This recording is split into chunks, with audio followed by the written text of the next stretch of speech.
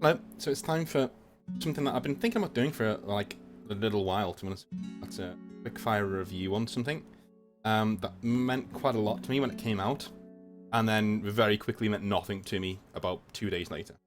So I want to talk about the Outer Worlds and how it's not a very good representation of a pseudo post-apocalyptic setting at all. Mainly because you could argue that it's not that, but it takes so many cues from the genre, like rundown settlements, vast wastelands, technology, run amok, that it just, you can't really make much of a case for it not being heavily influenced by things like Fallout and New Vegas. Now, the Outer Worlds to me failed on pretty much every single level that games like Fallout New Vegas succeeded in. And I have heard the argument from people in the past that you can't compare the Outer Worlds to other games because it's not, that's unfair.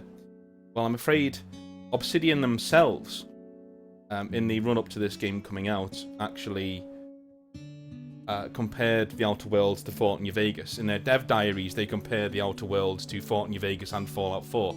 Fallout 4 they didn't even make, and they compared it to that in a favourable sense. So I think it's only fair that we use Obsidian's own metric to gauge this game's success, and we try and gauge it.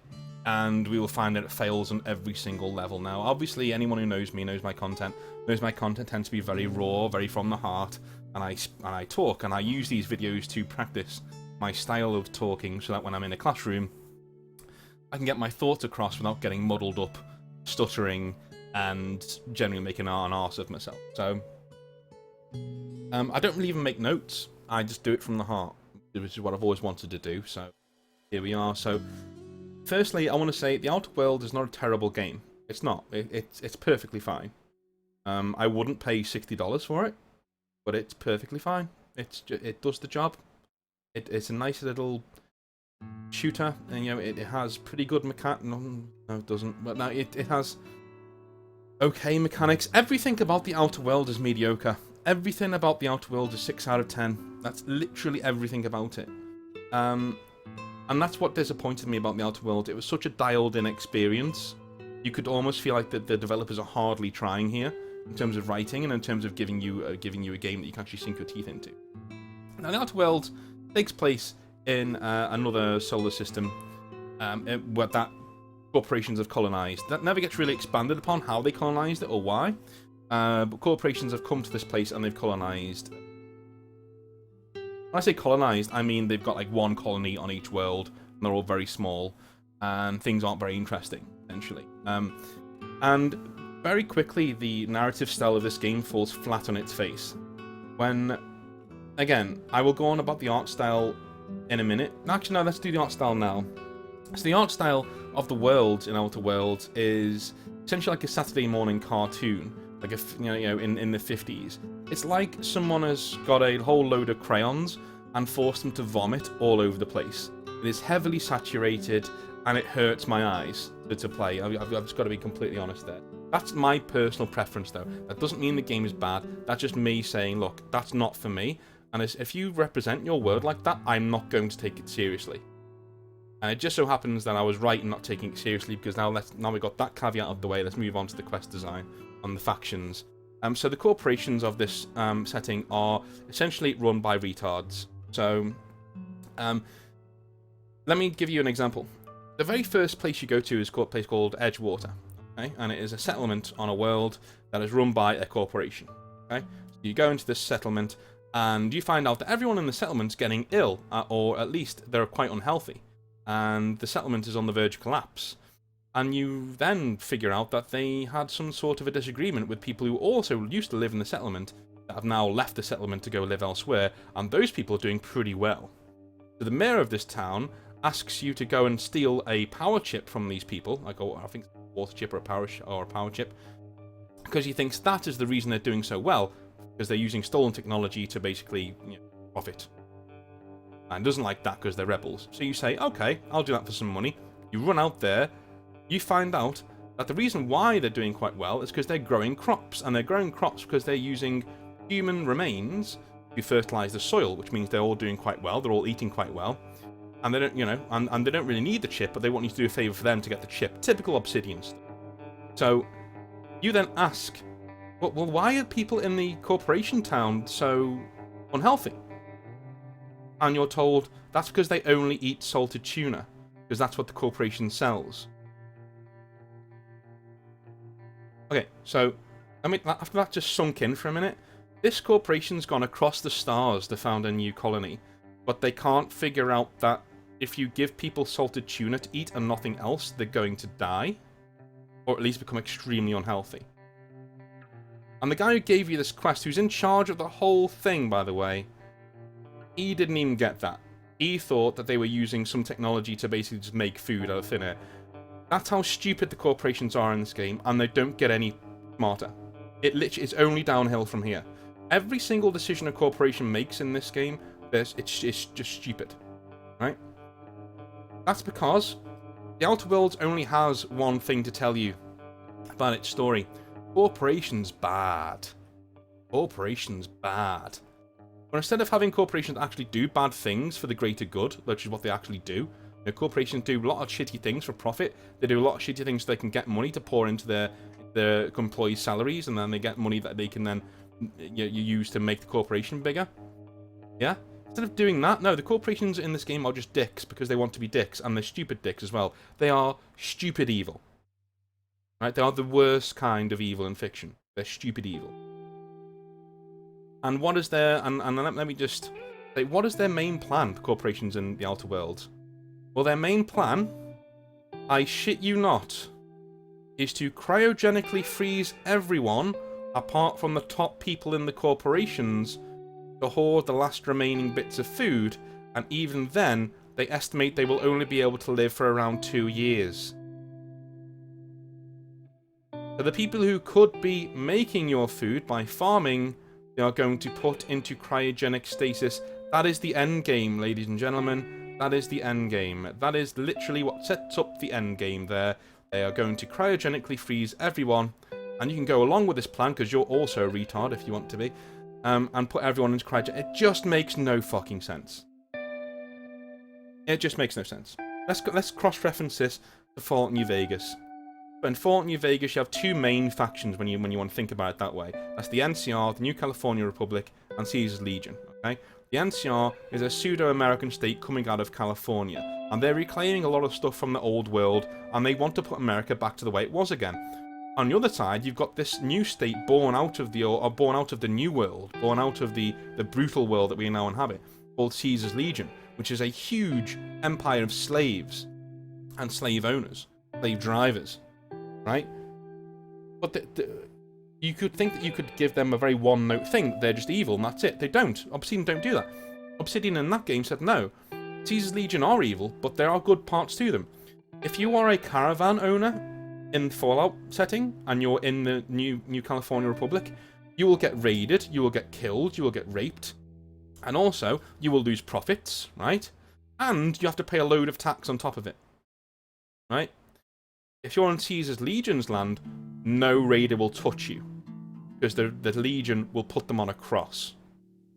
And you're not even taxed that much. That's why, and even Joseph Sharon Cassidy says to you, a lot of people in my business, the caravan business, will openly do business with the Legion. Even though the Legion enslaves people, even though the Legion treats women like cattle, they will do business with them, because they'll keep them safe.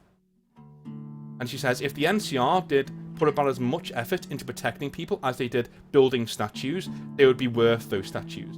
That's an amazing thing to say, commentary-wise, on states, on statehood. And when you actually find Caesar in Fort New Vegas, he gives you a really, really huge talk on universal dialectics and how states interact with each other, and that he's not destroying the NCR because he really wants to. He's destroying it because it's inevitable that someone will destroy it, and he has to make sure it's him because he knows what's best. That's an amazing character moment. And that's what the factions are in New Vegas. This is the same company who made the Outer Worlds. This is why it's not good enough. This is why the Outer World is a mediocre piece of shit. I was so disappointed when this came out. And you know what? I forgot about this game 2 weeks after it came out. I'm still playing New Vegas. I'm literally still playing New Vegas. I'm about to reinstall it tonight. to do my last run on this PC for New Vegas. You know, that should show you all you need to know. Let's go on to the characters. So the characters in this are well, they're not really well written. They're forgettable because again, honestly, when I've seen other people playing the game, I'm like, oh yeah, they're quite well written characters. I only realised that the badly written characters because I don't remember anything about them. I know you have a priest. I know you have a lesbian woman who's an engineer, and I know you have this woman here who's on the front page here who's has short hair. That's pretty much. She's kind of like a pirate, I guess. I don't know. Like I just don't know anything about them. Rose of Sharon Cassidy from Fallout New Vegas, though. Yeah, I know everything about her. She's from the West. Her dad was John Cassidy, who's in like the original Fallout games. She's a gunslinger, and she throws dynamite. She's a caravan trader. She's hard as nails, and she supports the NCR. That's her country, right? Typical Old West girl, basically. Yeah. I know all those things about. Let's cross-reference Fallout 4. By the way, Fallout 4 is a better game than this, and I will take that to the street, right? Let's take, and I you know how I feel about Bethesda, but it's a better game than this. I'm sorry. Let's take Fallout 4. Let's take Paladin Danse. What's Paladin Danse all about? Spoilers for Fallout 4, by the way. Paladin Danse is a paladin of the Brotherhood of Steel.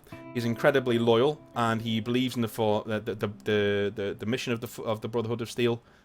He's very, very, very obsessed about keeping the people around him safe, people under his command safe, and he hates synths. He can't stand synths, as all Brotherhood people are, and he thinks they're an aberration and that they shouldn't be a part of the world, and that he needs to get rid of them. Right? Cool.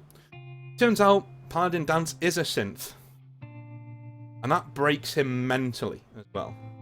Okay, and you need to fish him out of there before he commits suicide.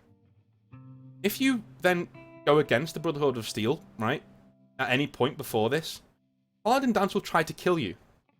Because you're killing his people, right? In the Outer Worlds, you meet your very first companion you meet is somebody called Parvati. Right? I only know that because I looked her up before this. I'd forgotten it before then. Right? In the first place of Edgewater, that's where Parvati is from. She's from Edgewater, okay? She begs you to not take the chip from the outcasts, to show them that there can be a better way. If you then ignore her and you kill all of the outcasts and you take the chip, she says nothing. If you then go back to Edgewater and you kill everyone in Edgewater, she says nothing. You've literally just wiped out her hometown. This is appalling. This is terrible. It's just a mess. It's just an absolute mess, and it is the most dialed-in game I think I've ever played. And it's from people that I expected better from, and I really, really fear for things like Avowed and things like that. If this is the standard that Obsidian want to keep these days under Microsoft, then I may walk away from the games altogether, because this was abysmal. This was because and do you know what? It wasn't even bad as a game. You know, it is perfectly serviceable. That's all it was, serviceable. Do not put Fallout New Vegas in your advertising campaign from the creators of Fallout New Vegas, like it's some sort of thing that you get to be proud of when you create something like this. It has nothing to do with New Vegas. It is nowhere near the level of New Vegas. Absolutely not. I would take New Vegas that crashes every half an hour over this. Right? I don't know what the problem was, and I'll be very interested in the years to come to read what the issue was with the Outer Worlds. I have a funny feeling there were just too many ideas and too many cooks spoil the broth. I have a funny feeling that's the thing. They brought out DLC for it recently. I'm not going to play it. I've got no interest in going back to the Outer World at all. I've just got no interest in it. You know, I remember some of the characters were kind of funny, I guess. But again, all it has to say is that corporations are bad. And at the end of the game, you can go through, here is the worst bit. You can go through the Outer Worlds, and you can decide, hey, I'm going to take down the corporations, and I'm going to have all of these allies who hate the corporations, right? Cool. At the end of the very end of the game, you can change your mind and say, actually, I want to support the corporation. So instead of getting this guy out of corporate prison, I'm going to stop all the rebels from getting him out of prison. If you do that, the same allies turn up. You know all those guys who hate corporations? They turn up to help you help the corporations. Because no one at Obsidian thought, hey, maybe these guys shouldn't turn up if you do this. Because they hate corporations. Maybe we can give them the choice to change their mind right at the end. But that makes the game a lot harder, because they're changing their mind, and in real life that's what would happen. They don't care. They don't want you to engage with the game. In the Outer Worlds, you need to turn your brain off. And when I say off, I mean turn it to sludge. Or you're not going to enjoy it. Because the minute you turn your brain on, the whole thing falls apart like a deck of cards. In New Vegas, you have to play the game with your brain on. Or you're going to make mistakes that make the game a lot harder. Or you're going to make mistakes that make the world a lot worse for people. And if that's your thing, cool. Go make the world a lot worse for people. It gives you that option. You know, things are actually thought.